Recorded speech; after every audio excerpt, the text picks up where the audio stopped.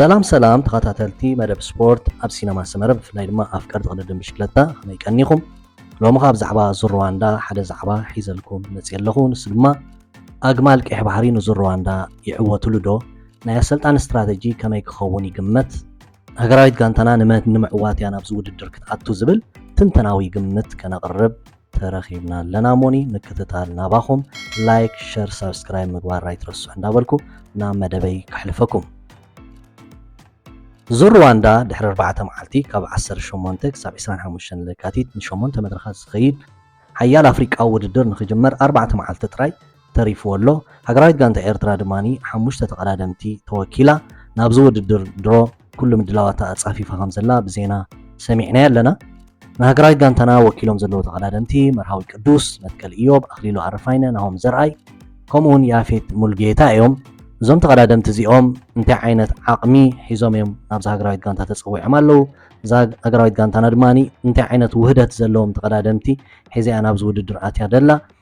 ነቲ ውድድር ክትዕወተሉ ትኽእል ዶ ውድድር ክሳብ ክንደይ ይኽብደቱ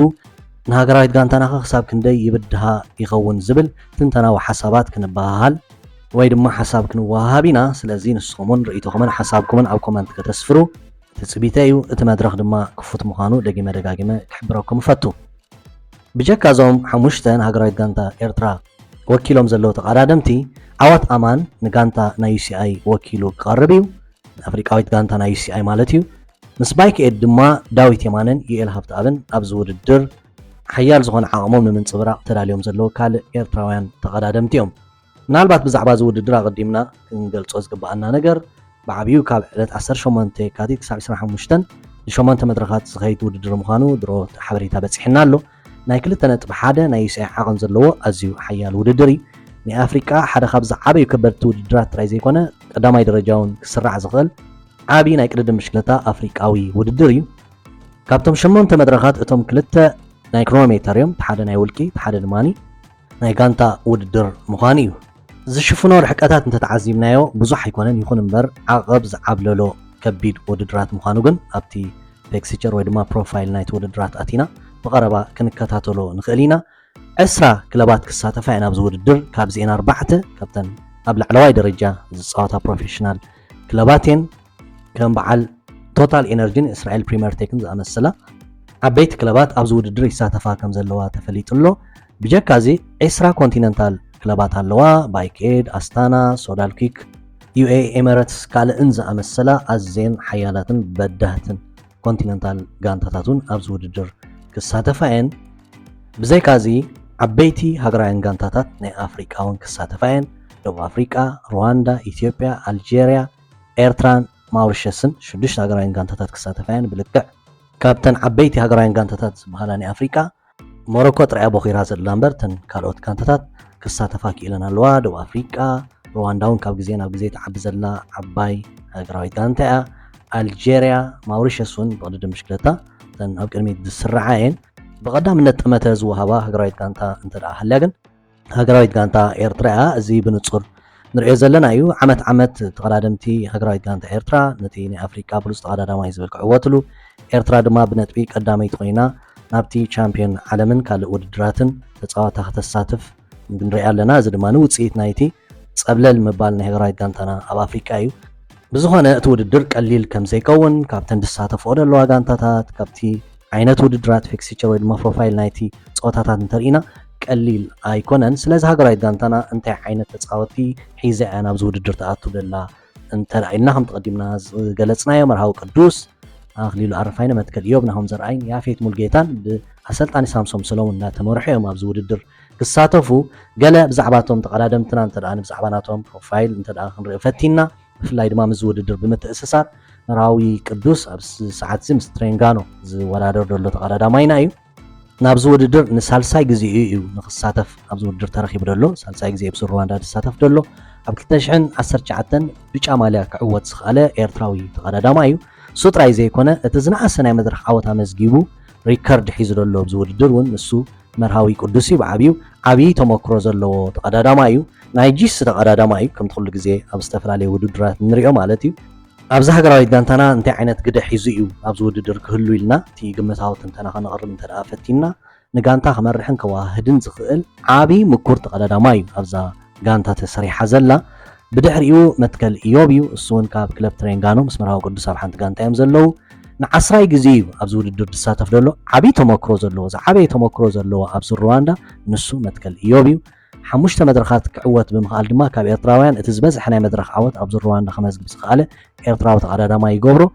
ብዓብይ እውን ካልኣይ ዝበዝሐ ናይ መድረኽ ዓወት ዘለዎ ኣብ ታሪክ ሩዋንዳ እውን ንሱ እዩ ብፍላይ ኣብዛ 5 ዓመታት ናብ 2.1 ናብ ዝለዓለ ደረጃ ካብ ዝሰጋገር ኣትሒዙ ዝውድድር እዚ ብተደጋጋሚ ኤርትራውያን ተቀዳደምቲ ክዕወትሉ ፀኒሖም እዮም ሓንቲ ግዜ ጥራይ እዩ ካብ ኤርትራውያን ወፃኢ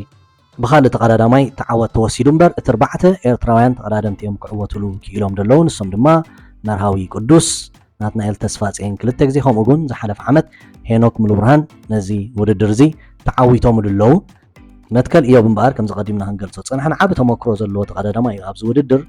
ኮንቫላቲስታ ሓያል ተቀዳዳማ እዩ ኣብዛ ተመሪፃ ዘላ ጋንታ ድማኒ እታ ጋንታ ነጥባን ግዜኣን ክትዕቅብ ሓያል ዝኾነ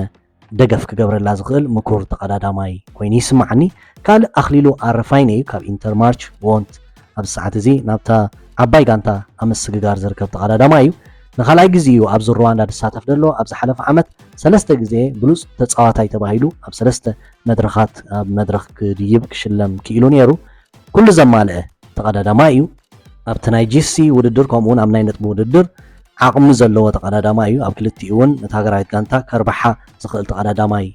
ኮይኑ ይስማዓኒ ኣብዚ ውድድር ድማ ከም ሊደር ወይ ድማ ንዑ ንምዕዋት ናብቲ ፀወታ ዝኣትዉ ኮይኑ ይስማዓካ እዚ ድሓር ንምንታይ ክንገልጾ ክንፍትን ኢና ካልእ ናሆም ዘርኣይ እዩ ናሆም ዘርኣይ ንሳልሳይ ግዜ ኣብዚ ውድድር ዝሳተፍ ዘሎ ንሱ እውን ቀሊል ዝኾነ ዓቕሚ ዘለዎ ተቀዳዳማይ ኣይኮነን ምስ ኮንቲነንታል ክለብ Q36.5 እዩ ኣብ ምውድዳር ዝርከብ ዘሎ ኣብ ዓቐብ ሓያል ተቀዳዳማ እዩ ሓውን ዮናስ ዘርኣይ ምዃኑ እዩ ሓያል ሓገዝ ክገብረላ ነዛ ጋንታ ድማ ምክንያቱ ከምቲ ክንገልጾ ፀንሕና እዚ ውድድር ኣዝዩ ዓቐብ ዝዓብለሎ ውድድር ከም ምዃኑ መጠን ናሆም ዘርኣይ ሓያል ዝኾነ ደገፍ ክገብረላ ዝኽእል ተቀዳዳማይ ምዃኑ ፍሉጥ እዩ ማለት እዩ ካልእ ንኡስ ተቀዳዳማይ ድማ ያፌት ሙልጌታ ካብ ጋንታ ኤርቴል እዚ ካብ ውሽጢ ሃገር ዝቀዳደም ተቀዳዳማ እዩ ንመጀመርታ ግዜ እዩ ኣብዚ ሩዋንዳ ዝሳተፍ ዘሎ ኣብ ዓቐብ ሓያል ሓኳሪ ምዃኑ ዝንገረሉ ያፌት ሙልጌታ ኣብዚ ውድድር ናይ መንእስያት ማልያ ንምዕዋት ክቃለስ ዝኽእል እዩ ብፍላይ ድማኒ እንተዳ ቀዲሙ ፅቡቕ ነጥቢ ሒዙ ብደቂ ጋንትኡ በቶም ምኩራት ተቀዳደምቲ ተደጊፉ ነታ ጻዕዳ ማልያ እውን ዘይወዳደረሉ ምክንያት የለን ብዓብይ ግን ዓቕሙ ኣርእዩ ኣብዚ ውድድር ብካልኦት ጋንታታት ክጥለብ ፕሮፌሽናል ዕድል ክረክቡን ሓያል ጻዕሪ ክገብር ዝኽእል ተቀዳዳማይ ምዃኑ ከይደቀስካ ዝሕለም እዩ ሃገራዊት ጋንታ ኤርትራ ብሓፈሽኡ ኣብ 2019 ቀዳመይቲ ኮይና ብጋንታ ነቲ ውድድር ተዓዊታትሉ ነይራ ኣብ ዝሓለፈ ውድድራት ግን ዋላ ኤርትራውያን ተቀዳደምቲ እናተዓወቱ ሃገራዊት ጋንታ ኤርትራ ግን ብጋንታ ክትብለፅ ፀኒሓ እያ ምናልባት ኣብዚ ውድድር ግን ምስቶም ዓይነት ተመሪፆም ዘለዉ ተቀዳደምቲ ኣብ ግምት ብምእታው ምስቲ ፕሮፋይል ናይቲ ውድድር ኣብ ግምት ብምእታው እንተወሓደ ኣብቲ ቶፕ 3 ክትውድእ ትኽእል ሃገራዊት ጋንታ ተመሪፃ ዘላ ኮይኑ ይስማዓኒ ኣብዚ ክነልዕሎ ዘለና ነጥብታት እንታይ እዩ ከም ጋንታ ብልፅቲ ጋንታ ተመሪፃ ከም ዘላ ዘዛረብ ኣይኮነን እቲ ውድድር በዳህ ምዃኑ ክንርስዖ የብልናን ዝሳተፍኦ ዘለዋ ጋንታታት ክሳብ ክንደይ ዓበይቲ ምዃነን እዚ ክንስሕቶ ኣይግባአናን እዩ ስለዚ ዝፅበያ ዘሎ ብድሆ ቀሊል ኣይክኸውንን እዩ ኩሎም ተቀዳደምቲ ዓቐብ ክድዩ ዝኽእሉ ተቀዳደምቲ እዮም ተመሪፆም ዘለዉ እዚ ድማ ብልክዕ ነቲ ፕሮፋይል ክምልሱ ዝኽእሉ ተቀዳደምቲ ተመሪፆም ኣለዉ ይለኣምን ኣነ ኣብ ናይ ግዜ ውድድር እምበኣር ብጋንታ ኮነ ብውልቂ ዓወታት ከምፅኡ ክንፅበ ኢና ምክንያቱ ከምቲ ደጋጊምና ንገልፆ ዘለና እቶም ተመሪፆም ዘለዉ ተቀዳደምቲ እቲ ናቶም ዓቕሚ ሞር ዝበዝሐ ማለት እዩ ኣብ ዓቐብ ሓይሊ ዘለዎም ተቀዳደምቲ ተመሪፆም ምህላዎም ምናልባት ነታ ብጫ ማልያ እታ ሃገራዊት ጋንታ ድማኒ ኣብ ናይ ግዜ ዕውቲ ንምዃን ሓያል ዝኾነ ውድድር ከተርኢ ትኽእል ሃገራዊት ጋንታ መሪፅና ከም ዘለና ዝስሓት ኣይኮነን እዚ ኣብ ግብሪ ክውዕል እንተኮይኑ ግን ናይ ኣሰልጣኒ ውርፁፅ ናይ ዓወት ትልሚ ክንፅበ ኢና ብዓብይ ድማ ኣብ መንጎ ተቀዳደምቲ ሓያል ዝኾነ ውህደት ክህሉ ምዝኽእል ተዓወት ዘይንረኽበሉ መንገዲ የለን ምክንያቱ ኣቀዲምና እውን ብዙሕ ግዜ ብኤርትራውያን ተቀዳደምቲ እቲ ዓወታት ተለሚዱ ስለዚ ፀንሐ ርእሰ ምትእማኖም ሓፍ ኣቢሎም ዝኣትዎ ውድድር ምዃኑ ርዲ እዩ ምክንያቱ ኣቀዲምካ ትዕወተሉ ዝፀናሕካ ውድድር እንተደኣ ኮይኑ ክትዕወተሉ ምዃንካ እቲ ኣብ ውሽጥካ ዝስማዓካ ስምዒት ፅቡቕ ስምዒት እንዳተሰማዓካ ናብቲ ውድድር ተኣቱ ዋላ ካልኦት ኤርትራውያን ተቀዳደምቲ ተዓወትሉ ዓወት እንዳሸተቶም ናብዚ ውድድር ከም ዝኣትዉ ርዲ እዩ ብፍላይ ድማ ብመሪሕነቶም ምኩራት ተቀዳደምቲ መርሃዊ ቅዱስን መትከል ኢዮብን እንዳተመርሑ ነዚ ውድድር ክዕወትሉ ዘይክእሉ መንገዲ የለን ኣኽሊል ኣረፋይነ ኣብዚ ውድድር ከም ሊደር ገይሮም ከእትዎ ይኽእሉ እዮም ዝብል ግምት ትንተናዊ ግምት የቕርብ ኣነ እንታይ እዩ እቲ ዘለዎ ዓቕሚ ኣኽሊሉ ኣረፋይነ ብሰዓት ዘለዎ ህሉ ዓቕሚ ከምኡ ከበለካ ይግድድ እዩ ኣዝዩ ሓያል ተቐዳዳማይ እዩ ኣብ ኩሉ ኣብቲ ጂሲ ኮነ ኣብቲ ቮላታ ዘይሰንፍ ተቐዳዳማይ ከም ምዃኑ መጠን ምስቲ ሕጂ እውን ናብቲ ዓባይ ጋንታ ኢንተር ማንቸስተር ተሰጋጊሩ ኣብ ከበድቲ ውድድራት ምስታፍ ዝርከብ ኣብ ዕብየት ዝርከብ ምስ ወኑ ዘሎ ተቐዳዳማይ እዩ ስለዚ ኣብዚ ውድድር ንዓወት ከም ዝመፅእ ርዲ እዩ ታጋንትኡ ክሰዶ ከላ እውን ንምስታፍ ጥራይላ ከም ዘይተሰዶ ርዲ ንሱ ደጋጊሙ ከም ዝብሎ እንታይ እዩ ሎሚ ንምስታፍ ኢልካ ምውድዳር ተሪፍ እዩ እቲ ውድድር ኩሉ ግዜ ንዓወት እዩ ዝብል መትከል ዘለዎ ንኡስ ትስፉ ተቐዳዳማይና እዩ ስለዚ ከም ጋንታ ድማኒ ንዕኡ ንምዕዋት ድሰርሑ ኮይኑ ይስምዓኒ ምናልባት እዚ ኣብቲ ቀዳማይ መድረኻት ዝፍጠር ነገር ስለ ዘይፍለጥ ካልእ ኤርትራዊ ተቐዳዳማይ እንተ ደኣኒ ነጥቢ ሒዙ ወይ ድማ ነታ ብጫ ማልያ እንተሒዝዋ ምናልባት እቲ ፕላን ክቕየር ይኽእል ኸውን ግን ኣሰልጣኒ ነዚ መደብ እዚ ሒዙ ክኣቱ ግምት የቕርብ ካልእ ኣኽሊሉ ኣረፋይነ ናብታ ዓባይ ጋንታ ኢንተር ማርች ኣብ ምስጋር ዝርከብ ተቐዳዳማይ ከም ምዃኑ መጠን ዓቕሙ ርዩ ነታ ጋንታ እቲ ውሳኔኣ ትኽክል ምዃኑ ከርኢ ሓያል ፃዕሪ ክገብር እምነት ኣለኒ ማለት እዩ ስለዚ ብሓፈሻ ግን ሃገራዊት ጋንታ ኤርትራ ብሳምሶም ሰሎሞን እናተመርሐት ሒዛቶ ተኣቱ መደብ ምናልባት እውን ካብ ግምትና ወፃኢ ክኸውን ይኽእል ግን እቲ ሒዛቶ ተኣቱ ስትራቴጂ ቁኑዕ ዲ ነይሩ ኣይነበረን ምናልባት ኣብ ውፅኢት ጥራይ ክግለጽ ዝኽእል ማለት እዩ ኩሉ ግዜ ከም ንሪኦ እንታይ እዩ ኣሰልጣኒ ናቱ መደብ ሒዙ ይኣቱ እንተ ደኣ ተዓዊቱ ይነኣደሉ እንተ ደኣ ፈሺሉ ከዓኒ ጉድለታቱ ይትንተን ማለት እዩ ስለዚ ሃገራዊት ጋንታና ድማኒ እንታይ ዓይነት ስትራቴጂ ሒዛ ተኣቱ ድሕሪ 4 መዓልቲ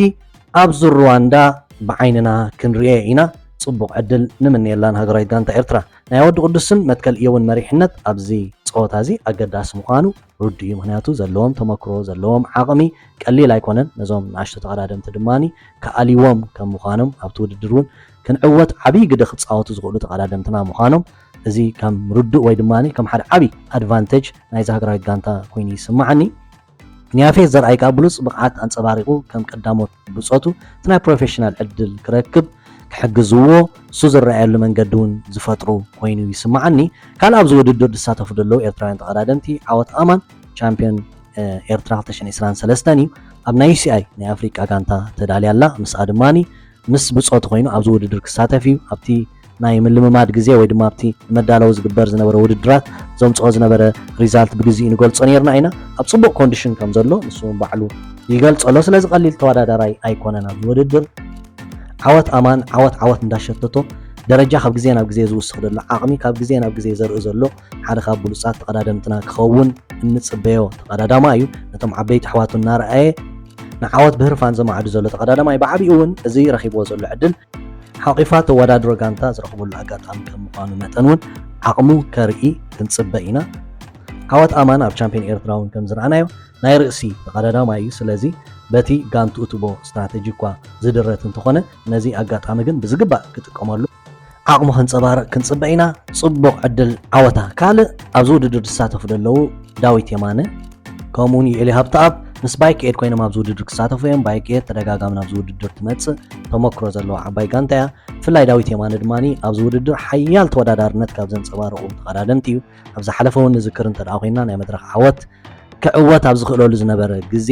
ሃዲሙ ገፊሕ ጋብ ኣንፂፉ ኣብ ዝኽእለሉ ዝነበረ ግዜ ብዘጋጠሞ ሓደጋ ነቲ ናይ መድረኽ ዓወት ከሲርዎ እዩ ስለዚ ምስ ዓቕሙ ዘሎ ተቐዳዳማይ ብፍላይ ድማ እዚ ፊክስቸራት ናይ ፕሮፋይል ናይዚ ውድድር ንዕኡ ዝሰማማዕ ከም ምዃኑ መጠን ጋንቶኦም ባይቄድ ሒዛቶ ተኣቱ ስትራቴጂ ተጻወትና ትቦም ግደውን ሓቢርና ንሪኦ እኳ እንተኾነ ዳዊት የማነ ግን ዓብ ግደ ክትቦ ትኽእል ኮይኑ ይስምዓኒ ኣብ ብጫ ማልያውን ክወዳደር ዝኽእል ተቐዳዳማ እዩ ስለዚ ሓያል ብቕዓቱ ኣብዚ ውድድር ክንሪኦ ምዃንና ዘማተ ኣይኮነን ንዳዊት የማነን የል ሃብተኣምን እውን ጽቡቕ ዕድል ንምንየሎም ብሓፈሽኡ ሃገራዊት ጋንታ ኤርትራን ከምኡውን ንኩሎም ኤርትራውያን ተቐዳደምቲ ኣብዚ ውድድር ዝሳተፉ ዘለዉ ውድድሮም ብሰላም ጀሚሮም ብሰላም ክውድኡ ከም ኩሉ ግዜ ሰናይ ትምኒትና ንገልጽ ምናልባት ፕሮፋይል ርኦ ነይረ ብዙሕ ቁልቁለት ዘለዎ ውድድር ከም ምዃኑ መጠን ሓደጋታት ከይገጥሞም ብዓብዩ ብሰላም ውድድሮም ክዛዝሙልና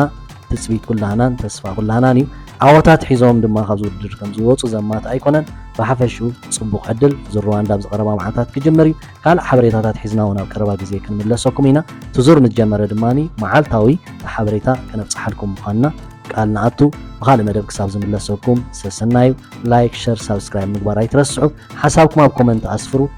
هاجرايت غانتا ايرترا اجمال كحباري انت عينت استراتيجي حيزوم انت اتو عاوز وددر كعواتو يخولو ሓሳብኩም ኣብ ኮመንት ከተስፍሩልና ክንፅበ ኢና ብካልእ መደብ ክሳብ ዝምለሰኩም ሰሰና እዩ